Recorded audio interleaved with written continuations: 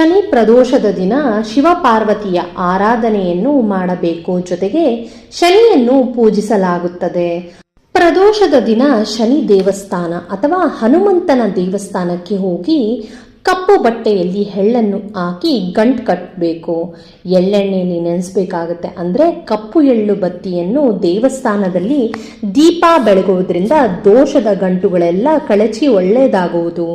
ಯಾರ ಮೂಲ ಜಾತಕದಲ್ಲಿ ಶನಿ ದೋಷಗಳು ಇದ್ದರೆ ಮತ್ತು ಗೋಚಾರದ ಪ್ರಕಾರ ಸಾಡೆ ಸಾತಿ, ಪಂಚಮ ಶನಿ, ಅಷ್ಟಮ ಶನಿ, ಅರ್ಧಾಷ್ಟಮ ಶನಿ, ಸಪ್ತಮ ಶನಿ ಸಂಚಾರ ಇರುವವರು ಪ್ರದೋಷದ ದಿನ ಶಿವನಿಗೆ ರುದ್ರಾಭಿಷೇಕ ಮಾಡಿಸ್ಬೇಕಾಗುತ್ತೆ. ಜೊತೆಗೆ ಓಂ ನಮಃ ಶಿವಾಯ ಮತ್ತು ಓಂ ಶಂ ಶನೇಶ್ವರಾಯ ನಮಃ ಅಂತ ಈ ಮಂತ್ರವನ್ನು ಜಪ ಮಾಡಿದರೆ ಶನಿ ದೋಷ ನಿವಾರಣೆ ಆಗುತ್ತದೆ.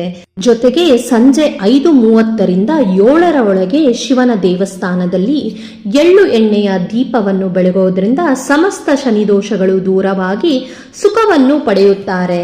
ಯಾರು ಶನಿ ಪ್ರದೋಷದ ದಿನ ಈ ರೀತಿ ಭಕ್ತಿಯಿಂದ ದೇವರಿಗೆ ಪೂಜೆ ಮಾಡ್ತಾರೋ ಅವರಿಗೆ ಬೆಟ್ಟದಂತ ಕಷ್ಟವು ಮಣ್ಣಿನ ಗುಡ್ಡೆಯಷ್ಟು ಆಗುತ್ತದೆ ಎಂದು ಪುರಾಣಗಳಲ್ಲಿ ಹೇಳಲಾಗಿದೆ.